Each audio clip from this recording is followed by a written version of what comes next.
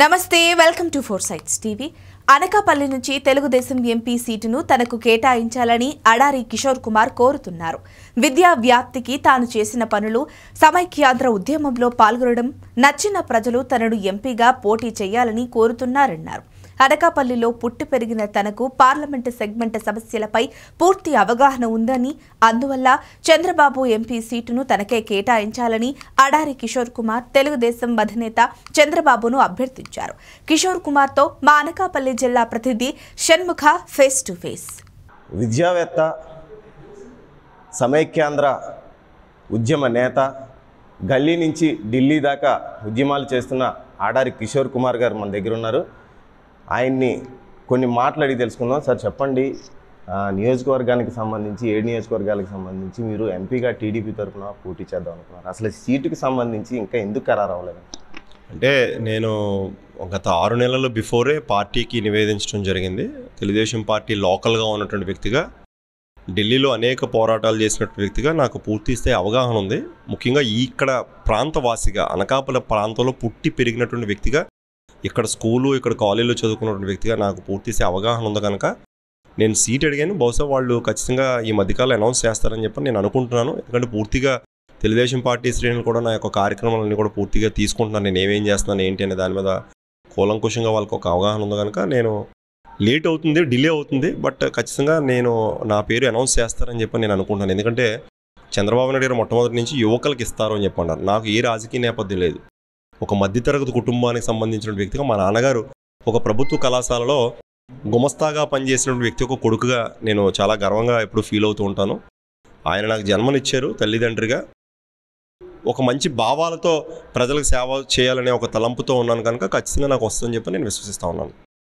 ఇప్పుడు విషయానికి వస్తే ఉమ్మడి అంటే జనసేన టీడీపీ ఉమ్మడికి సంబంధించి రేసులో నాగబాబు గారు ఉన్నారు, చింతకాయల విజయ్ ఉన్నారు.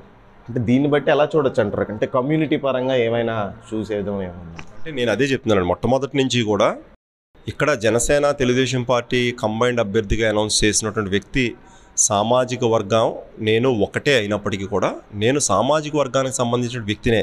కానీ నాకు మిగతా సమాజంతో కూడా ఎక్కువ సత్సంబంధాలు ఉన్నాయి. ఎస్సీ, ఎస్టీ, బడుగు బలహీన వర్గాలతో పాటుగా మైనారిటీస్తో పాటు విద్యార్థి ఉద్యమాలు నిర్వహించినటువంటి వ్యక్తిగా గతంలో రాజశేఖర రెడ్డి గారు ముఖ్యమంత్రి అయ్యారంటే ఆయన యూనివర్సిటీలో విద్యార్థి నాయకుడే ముఖ్యమంత్రి అయ్యాడు. చంద్రబాబు నాయుడు గారు ఎస్వి యూనివర్సిటీ తిరుపతిలో ఆయన విద్యార్థి నాయకుడిగా ఒక ముఖ్యమంత్రి అయ్యారు. నన్ను ఆ డైమెన్షన్లో చూడమని నేను పార్టీని కోరుతూ ఉన్నాను. అందువల్ల పూర్తి స్థాయిలో నాకు అవగాహన ఉంది కనుక నన్ను పార్టీని కూడా కన్సిడరేషన్ అంతా కూడా ఖచ్చితంగా స్టూడెంట్ లీడర్గా ఉన్నటువంటి వ్యక్తులు చట్టసభల్లోకి వెళితే సమాజానికి న్యాయం జరుగుతుంది కనుక నన్ను సామాజిక వర్గ కోణంలో కాకుండా సమాజానికి సంబంధించి కోణంలో చూడాలని చెప్పి నేను విజ్ఞప్తి చేస్తా ఉన్నాను. చంద్రబాబు నాయుడు గారితో మాట్లాడడం జరిగింది. అసలు ఈ ఆయనతోటి చర్చలు ఏమైనా జరపడం జరిగింది? డైరెక్ట్గా చంద్రబాబు నాయుడుకి రిప్రజెంటేషన్ ఇవ్వడం జరిగింది. మొన్న రీసెంట్గా 15 రోజుల క్రితం ఢిల్లీలో వచ్చినప్పుడు కూడా నా రిప్రజెంటేషన్ ఇవ్వడం జరిగింది. లోకేష్ గారికి పలుసార్లు విన్నవించడం జరిగింది. భువనేశ్వరమ్మ గారికి చెప్పడం జరిగింది. అచ్చెన్నాయుడు గారికి నోటీస్ ఇవ్వడం జరిగింది. ఇక్కడ పార్టీ ఫంక్షనరీ ఉంటుంది. స్వయంగా అయ్యన్న పాత్రుడి గారికి నేను వెళ్ళి రిప్రజెంటేషన్ ఇవ్వడం జరిగింది. మీకు తెలుసో తెలీదో, వాళ్ళ అబ్బాయి చింతకాయల విజయ్ గారిని ప్రమోట్ చేసుకుంటున్నారు. ఆయన వాళ్ళ అబ్బాయిగా ఆయనకు ఒక హక్కు ఉంది. ఆయన తెలుగుదేశం పార్టీలో 40 ఏళ్ళ నుంచి పనిచేసినటువంటి అనుభవం ఉంది. అలాంటి వ్యక్తి యొక్క కొడుకుగా అతనికి ప్రమోట్ చేసుకుంటున్నటువంటి తరుణంలో కూడా నేను అయ్యన్న పాత్రుడి గారి దగ్గరికి వ్యక్తిగతంగా వెళ్ళి, సార్ చేతులెత్తి నమస్కరిస్తున్నాను, అయ్యన్న పాత్రుడి గారి కొడుకుగా విజయ్ కుమార్ గారికి సీట్ వస్తే నేను ఖచ్చితంగా సపోర్ట్ చేస్తాను లోకల్ వ్యక్తిగా. లేని పక్షంలో నాకు అవకాశం కల్పించండి అని చెప్పాను. ఇక్కడ లోకల్గా ఉన్నటువంటి అయ్యన్న పాత్రుడి గారిని, బండారు సత్యనామూర్తి గారిని, మా పార్లమెంట్ అధ్యక్షుడు అయినటువంటి నాగ జగదీష్ గారిని, అక్కడ మాడుగుల్లో పీవీజీ కుమార్ గారిని, ఇటు చోడవరంలో కేఎస్ఎన్ రాజు గారిని, తాతయ్య బాబు గారిని, ఇటు పాయకరాపేటలో అనిత గారిని, యలమంచిలో ఉన్నటువంటి ప్రగణ్ నాగేశ్వర గారిని, జిల్లా ఇన్ఛార్జ్లు అందరికీ కూడా వెళ్ళి నేను స్వయంగా వెళ్ళి రిప్రజెంటేషన్ కూడా ఇచ్చి బాబు గారికి కూడా రిప్రజెంటేషన్ ఇవ్వడం జరిగింది. అందరూ కూడా కిషోర్ గారు పార్టీ అధిష్టానం తీసుకున్న నిర్ణయం కనుక మీరైతే మేము ఖచ్చితంగా 1కి 10 పనిచేస్తాం, మీ వల్ల పార్టీకి మేలు జరుగుతుంది, మీ వల్ల మాకు కూడా ఓట్లు పెరుగుతాయని చెప్పిన 2-3 ఇన్ఛార్జీలు కూడా నాతో స్వయంగా అన్నటువంటి మాటలు మీ యొక్క 4 సైట్స్ మీడియా ద్వారా నేను తెలియపరుస్తూ ఉన్నాను. ఇప్పుడు దీనికి సంబంధించి నియోజకవర్గాల వారీగా ఎటువంటి సమస్యలను మీరు ప్రధానంగా చూశారు? నేను చెప్తున్నాను కదా, భారతదేశంలోనే ఎప్పటివరకు చేయలేనటువంటి ఒక వినూత్నమైనటువంటి ప్రక్రియ. నేను అనకాపల్లి జిల్లా ప్రజలకు ఏం కావాలి, మీ యొక్క సమస్యల పరిష్కారం దిశ త్వరలో అని చెప్పని ఇలాంటి ఒక వినూత్నమైనటువంటి కార్యక్రమాలు నేను తీసుకోవడం జరిగింది. ఎప్పటివరకు ఈ దేశంలోనే ఎప్పటివరకు ఏ కంటెస్టింగ్ క్యాండిడేట్ కూడా చేయలేదు. నేను ప్రతి నియోజకవర్గానికి 5,000 పోస్టర్లు నేను అతికిస్తే ఇప్పటి వరకు 2018 సమస్యలు మా వద్దకు రావడం జరిగింది. చాలామందికి ఉద్యోగ అవకాశాలు లేవు. 10th intermediate, ITI, BSc, BCom complete చేసినటువంటి విద్యార్థులు, నిరుద్యోగులు సార్ మాకు ఉద్యోగ అవకాశాలు లేవు అని చెప్పన్నారు. ఉద్యోగ సంస్థలు ఇక్కడే ఉన్నాయి. ఈ అనకాపల్లి పార్లమెంట్లో ఒక అపెరల్ పార్క్ ఉంది, ఒక ఫార్మా సిటీ ఉంది, స్టీల్ ప్లాంట్ ఉంది, డాక్ యార్డ్ ఉంది, షిప్ యార్డ్ ఉంది, ఎన్టీపీసీ ఉంది, ఎన్ఎస్టీఎల్ ఉంది.